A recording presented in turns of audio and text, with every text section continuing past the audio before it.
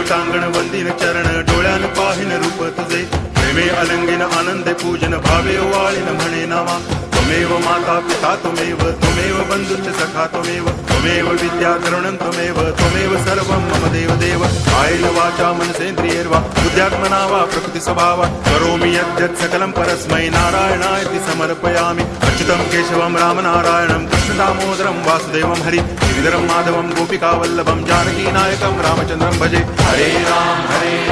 Ram Ram Hare Hare Hare Krishna Krishna Krishna Hare Hare Hare Ram